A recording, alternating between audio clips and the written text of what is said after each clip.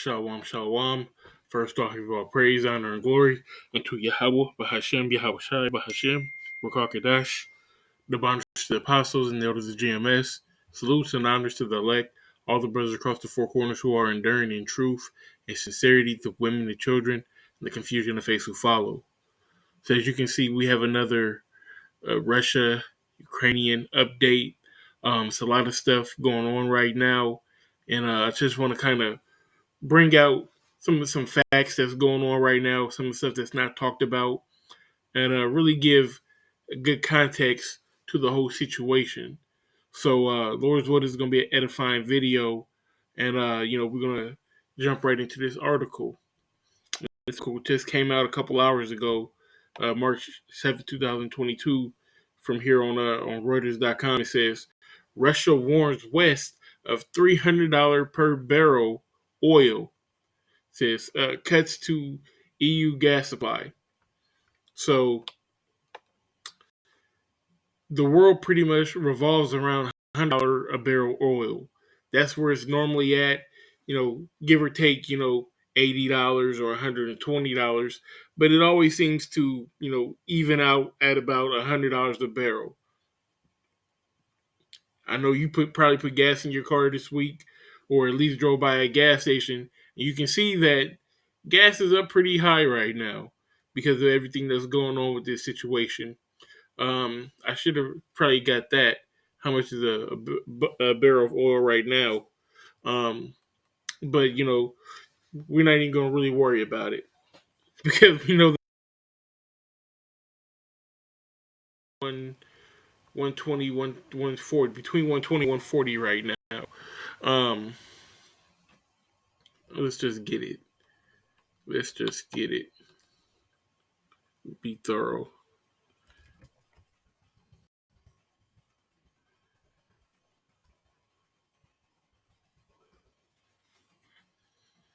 How much is a barrel of oil?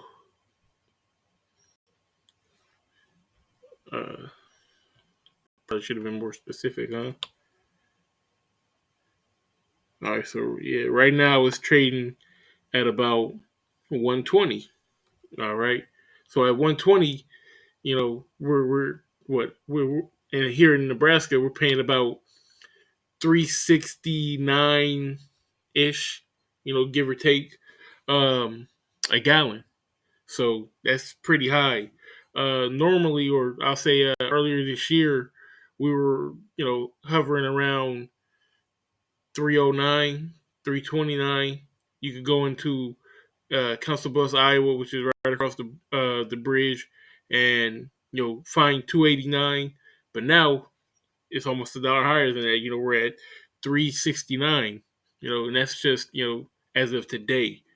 So imagine, and this is at 120. Imagine the damage it can do if it goes to 140, if it goes to 170, 180, 200.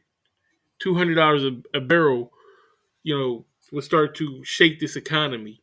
At 300, a barrel, we're talking $10 a gallon or more. Okay, that can cripple this economy. So I've been talking a lot. Let's get a little reading. Um,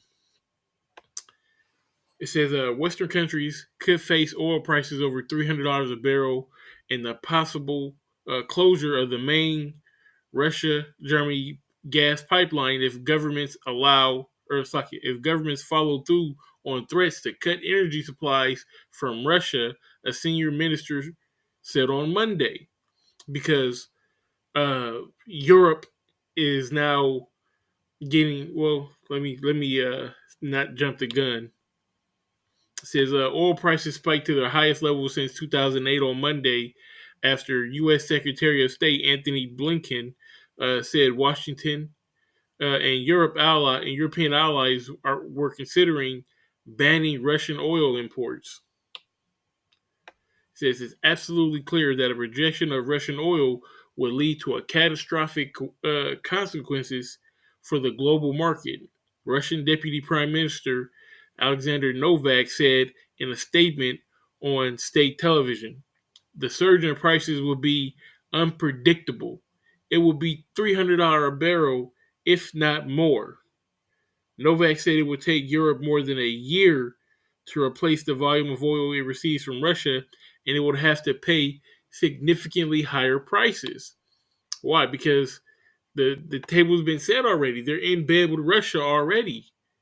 So it's going to take something dramatic in order to get from under this.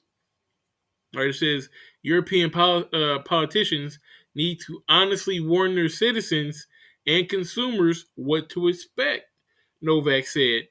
If you want to reject energy supplies from Russia, go ahead. We're ready for it. He said we are ready for it.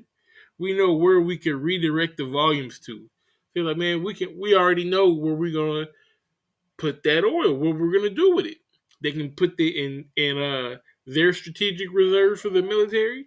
They can send it to other places around the world, China, or other people who are still buying their oil. Okay, so it's you want to hurt me, but you're gonna hurt yourself. That's what's happening here. All right, it says Novak said Russia, which supplies 40% of Europe's gas. All right, and that's where I wanted to go because they're in bed already. Like I said, Europe is getting 40% of its oil from Russia. So what you gonna do? That that small supply that you would get, that 60% that's left, who has enough oil to supplement that without killing their own selves? America don't got that much oil. America could try to give a little bit more here and there, and then what? That's only going to skyrocket prices here in America. They're not going to do that. America's trying to buy oil from Iran. Ironically, all the sanctions they put on Iran, and Iran is Russia's buddy, China's buddy. Come on. So this thing is getting out of hand. All right. They're not going to be able to keep up with this. Okay. And then, so peep this out. Peep this. So it says Novak said Russia, which supplies 40% of Europe's gas, was fulfilling its obligations in full, but that it would be entirely within its rights to retaliate against the European Union after Germany last month froze the certification of the Nord Stream 2 gas pipeline. All right, it says in connection with the imposition of the ban of the Nord Stream 2, we have every right to take a matching decision and impose an embargo on gas pumping through the Nord Stream 1 gas pipeline, Novak said. So, he said, really, we could cut y'all off right now. And then that's going to create a huge crisis because what they want to do, they want to say, oh, well, let's get our stuff together and then we'll stop buying Russian gas. No, it don't work like that.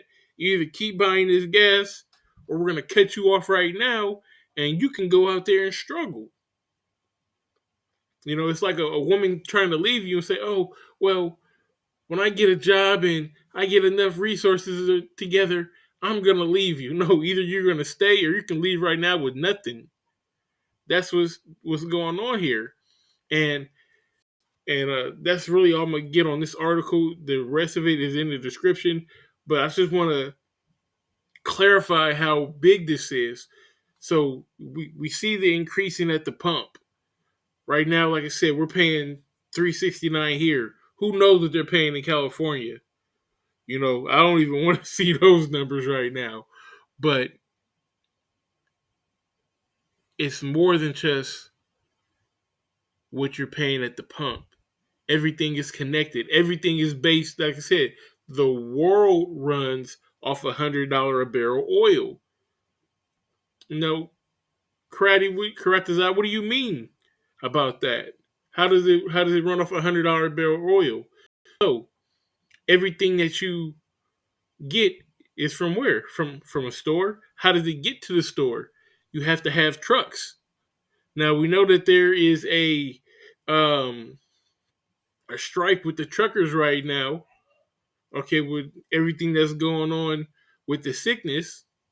But not only that, they're having to pay these high gas prices, and it's taxing them. So you think that they're gonna want to keep paying these high gas prices? Because little is it known, truckers come out of their own pocket to pay these gas prices to fill up that big rig. Imagine, you got an H2, which is gonna take probably $120, $130 right now to fill up, probably more than that. Imagine filling up a big rig. I don't want to know what it's going to take to fill that up, you know, 2 months ago, much less today, much less if it hits $300 a barrel. All right, you're not going to have your goods readily available. Okay, this is going to crash the economy. All right, this is the beginning of the end, and it's all strategic. Okay, this is all a planned um, crashing of the economy because America, this isn't their only option. We're really an oil-rich country. We should be pumping every well that we have available right now, but they're not. They're trying to go, like I said, they're trying to go to Iran for gas, and going to these other places. If they really wanted to loosen the purse string, so to speak, they could do that right now, but they're not. They're trying to crash the economy, for lack of a better word, and it's killing the dollar as well because the oil is priced in dollar bills. All right, if you want to buy oil anywhere on the world in the world, you have to pay for it in dollar bills. Now, that 1 barrel of oil, like I said, should cost you $100. But now that barrel oil is costing you $120. What's that mean? That means that the buying price of the dollar is now lowering. Okay, I'll give you an example. One honey bun is a barrel of oil. When I was a child, a honey bun cost 35 cents. Okay. I thought it froze on me. When I was a child, a honey bun cost 35 cents. All right, a barrel of oil costs $100. Now, fast forward, um, that same honey bun, you're not getting extra honey bun. It's no extra glaze on it. It's just a honey bun. It's like a $1.25 for the same honey bun. Okay, it's the price has been inflated. Now you got that $100 barrel of oil, same barrel of oil. It didn't give you a little extra drop in it or nothing like that. Same barrel of oil. Now it's $120, or from what they said, it could be going up to $300. You're not getting any extra oil, but the buying power of the dollar is going to be less. Okay, it's a 1-to-1. 1 barrel equals blank dollars, and it kind of fluctuates. The higher it goes, the less your dollar is worth. Okay, so let's get this. This is Habakkuk chapter 2, verse 6. It says, "Shall not all these take up a parable against him and a taunting proverb against him, say, woe to him that increaseth that which is not his?" It's speaking of Esau increasing that which is not his. He's gone all around the world and collected everyone else's resources, raped, robbed, and murdered the whole earth, and has gotten rich off of the lands, like I said, the resources, the people, the labor, everything that which is not his. Says, how long? How long is he going to be able to do this? Okay, and to him that ladeth himself with thick clay. Now, when we go into this word thick clay, which the channel was named after, okay, it's Ibadya, it's debt. Okay, I'll go to it, because you'll have people say, "Well, how do I know it?" They could be talking about sand or some BS like that. So thick clay, the Hebrew word ibatia, weight of pledges, heavy debts. Okay, and America is what 22 trillion in debt. They're not coming back from that. Okay, the debt is already unpayable. To add on to that, the buying power of the dollar is going down.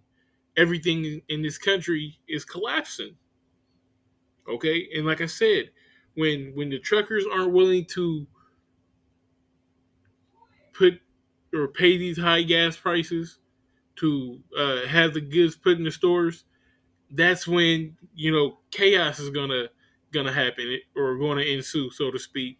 Let's get this. This is Second Ezra chapter 6 and verse 22. It says, "And suddenly shall the sown places appear unsown, and the full storehouses shall suddenly be empty." All right, so you're not gonna have the full stores. The shelves right now. You can go to Walmart. You can go to you know whatever grocery store you go to, Hinky Dinky, doesn't matter. You go in there, you're gonna see Captain Crunch on the shelf. But what happens when Captain Crunch isn't on the shelf? When you can't buy a pack of Mama's noodles or Top Ramen. All right, when there's no Pillsbury in the frozen section, what are you gonna do? All right, we've already been having um, severe drought in the South. So now that's messing with the wheat. That's messing with uh, sugar. It's messing with a few other of our natural products that we grow here in America. And 29% of the grain in the world comes from Russia, which nobody's going to buy that. It's making the beginnings of a famine. And they're going to be cool because they're just going to have a surplus of gas and food.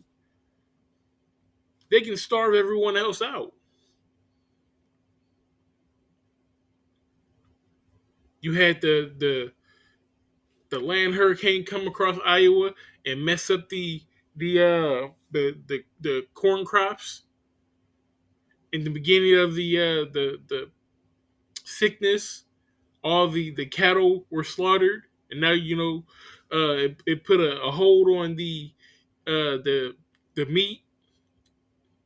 So now meat prices went up. Everything's already at a low point, and this is just making it lower.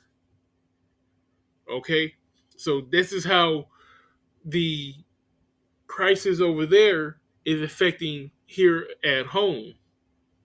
Now, now that we understand that, I want to move on to the second part of the video, and just really try to give some clarity to this situation.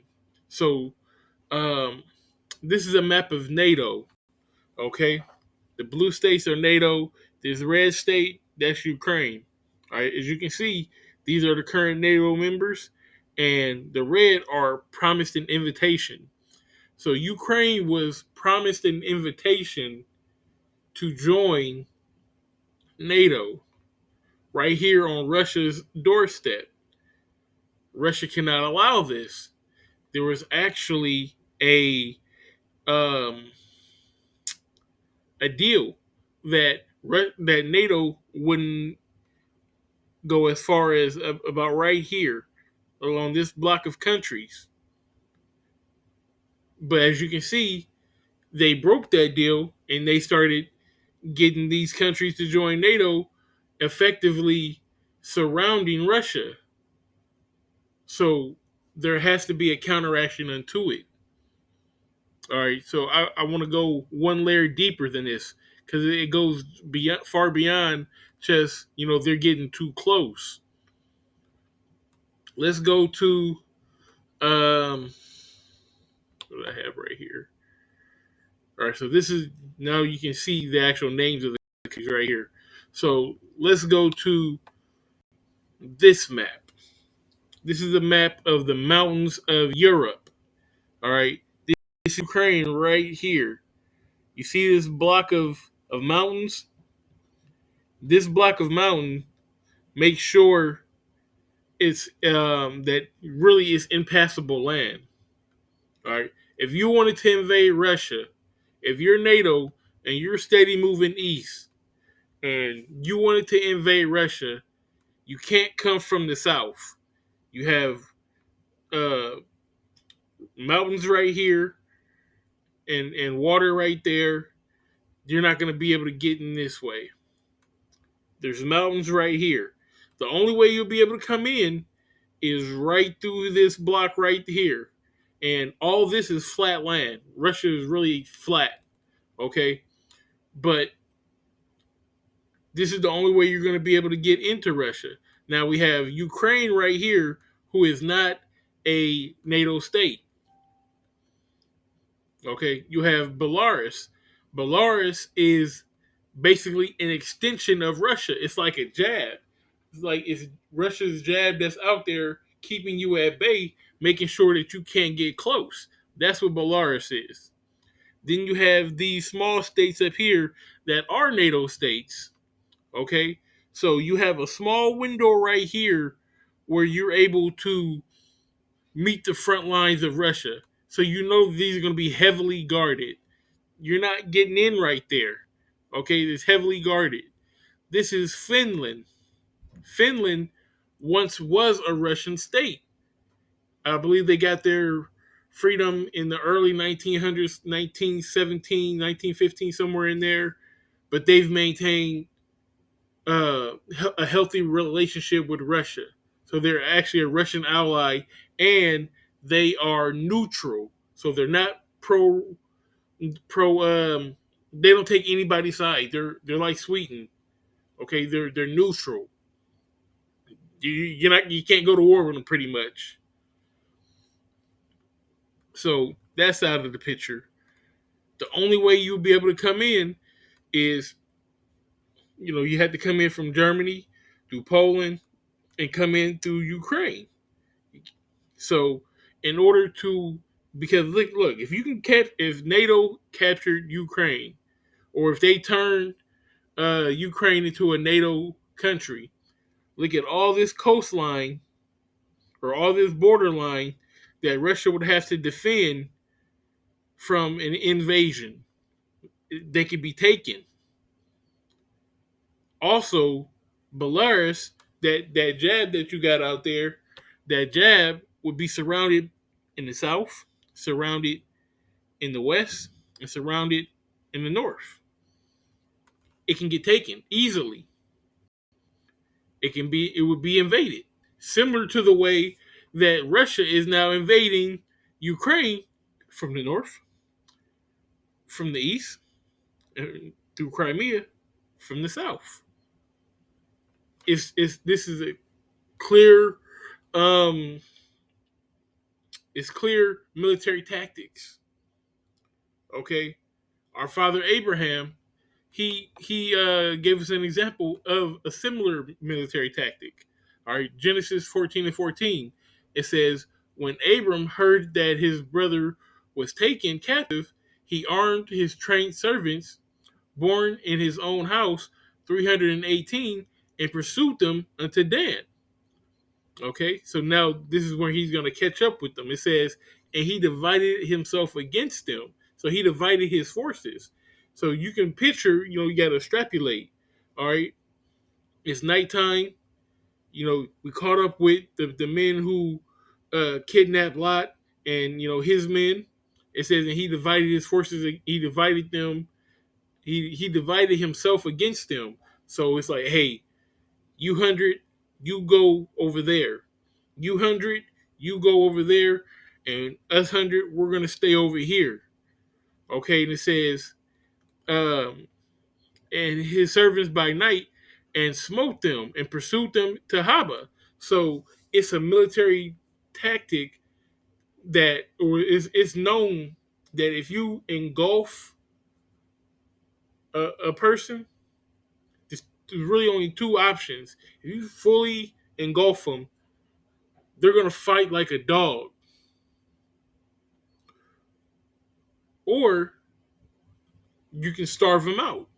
But if it's something small like this is a battle. This wasn't a war. This was a small battle, all right, between two rival factions. You would say that's not the smart military tactic to do. You surround them on three sides and you leave a way for them to escape. If a company is surrounded on three sides and they have a way to escape, they're gonna take it. It said that he pursued them. So whether they came in from one side and they fled and then was ambushed to the other side, or they made like a kill box, you know, the scripture don't say exactly what happened, but it's a military tactic. Okay, so it's used by military today. It's even used by gang members and stuff like that. So it's a smart thing to do. This is what Russia is doing. Okay, going back to this map. Okay, so now that we've seen the mountains, we know that they would have to come in to Ukraine, right? Because remember, this isn't an option. This isn't an option. It's going to be heavily guarded. This is the jab. This is your only way. And you had the Ukraine speaking that we want to join NATO. This we want to join NATO. That okay. Russia cannot allow this. But we're going to go deeper than that. We're not going to just say Russia can't allow this. Well, why? What is so strategic about the Ukraine? Not only is Ukraine um, a former Soviet state, which let's get that because Putin said that he wanted to bring back that Soviet mentality, and the scriptures speak about that. Let's get Ezekiel 38:1. It says, "And the word of the Lord came unto me, saying, Son of man, set thy face against Gog, the land of Magog, the chief prince of Meshech and Tubal, and prophesy against him." Okay, Gog and Magog. That's Russia. It would be known today. There we go. It will be known today as Russia. Okay.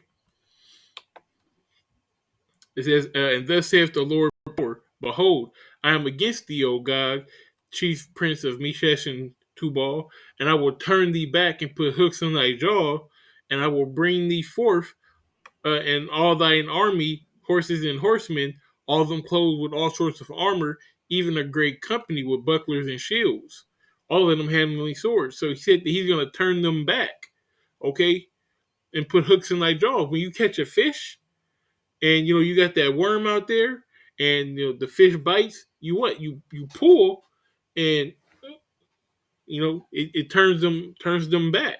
All right, you got them. That's what they're doing. That's the mindset that the Lord is putting into Putin to turn them back into that Soviet state where they were a powerhouse, where they lost a really large portion of their population when the Soviet Union broke off into all those smaller countries. Because yeah, Russia is humongous. It's the largest country, but a lot of that is Siberia. All right, it's inhabitable. Let's see if we can pull up a map. So, um, all of this back here, where the United States kind of is. Let's see if we have it on the other map. No, it's cutting it off.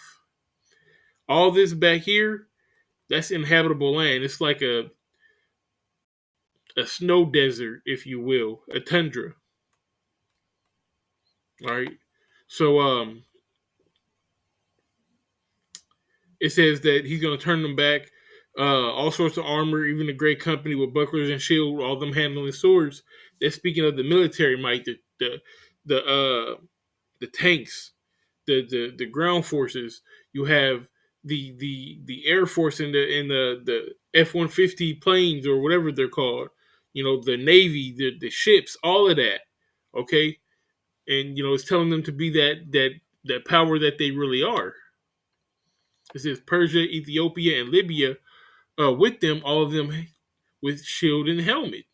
Gomer and all his bands in Togomar of the North Quarters and all his bands and many people with thee. Okay, so it's naming all these different places, all these different allies. It says, "Be thou prepared, and prepare thyself, thou and all thy company that are assembled unto thee, and be thou a guard unto them." All right. So Russia is said to be a guard of these places. So in order to do that, it has to number one protect itself, but it has to be able to have its influence um, taken seriously. All right, it has to have its place in the geopolitical scene as a powerhouse, which it is. Okay, and it has to be respected. Number one, because if you don't have the people's respect, then you don't have nothing. All right, so um, now that we've established that they're going back into this Soviet mentality. That's one reason how we can understand why they're wanting to reclaim Ukraine. But no, that's not good enough. Let's really go into it. All right. There's a lot of money behind Russia and Ukraine. Let's look at it because we're talking about oil, right? Let's look at these maps. Let's look at this map. This is a map of the natural gas pipelines that flowed through from Russia going through the Ukraine. Okay, and I believe the deal that they had literally just ended a couple years ago in 2018. But when back in the 90s, when the Soviet Union first split, all right, and these pipelines coming from Russia were going into Europe, the Ukraine said, "Oh, you're not going to just pump gas through our country for free." It taxed them billions upon billions upon billions of dollars. All right, and that's why they ended up, squashing that deal in 2018 and ended up building what did it call it? Nord Stream 1.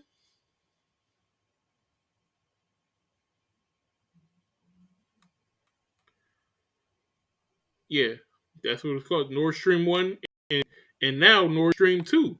They had to build these different pipelines because they were sick and tired of paying billions upon billions of dollars to Ukraine to get their to basically go through their land. All right, that's one reason. Let's go a step further, and I don't have a map of this, but Crimea was taken over. All right, Crimea was annexed what 6 years ago, 6 7 years ago, something like that. When they did that, the Ukraine cut off the water supply. There's a small river. Let's see if I can get that. Um, of Ukraine. Let's see if we can get this.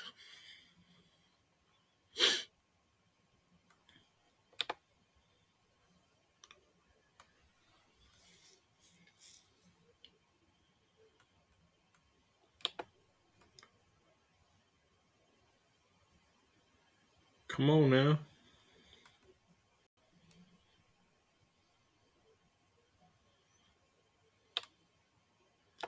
All right. So you can see this river that comes down the center of Ukraine. It spills right there into Crimea. That's how the majority of Crimea gets its water. Okay. There's a through this river. Then they kind of build like a dam to redirect water into Ukraine or into Crimea. Now that Crimea has been annexed by Russia, they they cemented it up and they closed it up. So now there's no natural water flowing into Crimea. So Russia now has to spend billions and billions of dollars again just to get water into into Crimea. All right. So not only is it strategic for them to take to take Ukraine via the military, just where the land sits, okay, and not only you know the gas. I didn't even finish the gas. We'll get back there in a second. The old pipelines, but the water as well. Okay, they're spending too much money to to not have Ukraine as an ally, and it's going to be even. It would be even worse as an enemy. Okay, we explained that they would be right there on the doorstep. They can then bring in their army and then go and invade Russia, because we're looking at Ukraine right here. Moscow's like right there. It's not very far into Russia. It's probably like a trip to Kansas City from here. So it's like maybe 3.5, 4 hours from the Ukraine border. You can get to Moscow. Okay, just to give some kind of context, this is why they need Ukraine, and this is why they're invading Ukraine the way that they are. They're not trying to invade Ukraine to obliterate it and take it over, or obliterate it. They're trying to basically take it over for the resources. So when they invaded, like I said, they invaded from the north, they invaded from the east, and they invaded from the south very strategically. Now, let's get this next. We're almost done. Just bear with me. Just bear with me. But I must needs to show you this. This is very informational. Very, if that's a word, very informative. So these are all the different oil, um, the oil blocks within Ukraine, all along the east coast, where Russia has invaded from, along the north and along the south. All right, so when Russia annexed Crimea, it took control of these waters down here as well. There's a lot of oil deposits in these waters, and they were able to capitalize off of these resources. Okay, not only or is it oil rich on over here, but it's also oil rich over here. Ukraine does not have the infocent the the means, basically. Okay, it doesn't have the means to be able to get all of this oil out by itself. It would have to bring in outside forces, and that's what they try to do. They try to bring in the big gas companies to basically get all the oil out, but those deals were soured by Russia. So now Russia's like, well, we know we know you got that oil, we know you got that natural gas, and we want it. So when they invaded, strategically, they came from the north, they came from the east, they came from the south. Now there's effectively no coastline. All right, Ukraine is effectively a landlocked nation now. So nobody can come from the south with the navy to try to come to the rescue. Remember, all this right here is covered with mountains. To the north, you have Belarus. Remember, the jab is out there. All right, so now that they have Ukraine surrounded pretty much, all they have to do is starve them out. All they have to do is starve them out. All right, that's why there's not a lot of bombing. There's not a lot of when there is heavy shelling or whatnot, they kind of back up because they can wait. They can take their time with this, and eventually they're gonna crack. They're gonna give in, and all of these natural resources are gonna be available to who? Mother Russia. Okay, so now hopefully you understand a little more what's really going on. Russia's capturing these resources. So let's go back to the NATO map. Just to do a small recap. All right. The only way that NATO is going to be able to get in to get into would be able to invade Russia if they so desired. They would have to come through Ukraine. Can't go this way. Can't go this way. Can't go that way. Can't go that way. They'd have to go this way. They're essentially blocking that by making Ukraine a Russian state.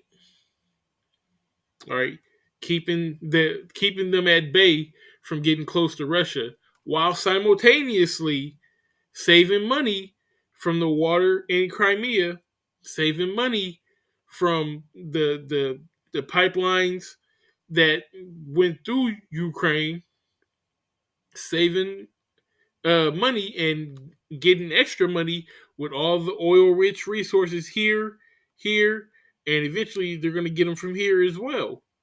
You also have a country right here, right next to it. I believe this is Bolivia. Let's see. Moldova. Moldova is also not a NATO country. They could be. I'm just saying. I don't know. They may be on the docket next. Who else? This small country here, was that Latvia? That's Latvia, Lithuania. I don't know what that is. That I'm not sure what country that is. But hopefully this was edifying,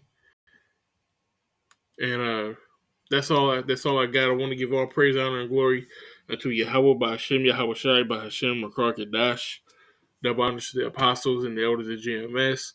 Salutes and honors to the elect, all the brothers across the four corners who are enduring in truth and sincerity, the women, the children, and the confusion of faith who follow.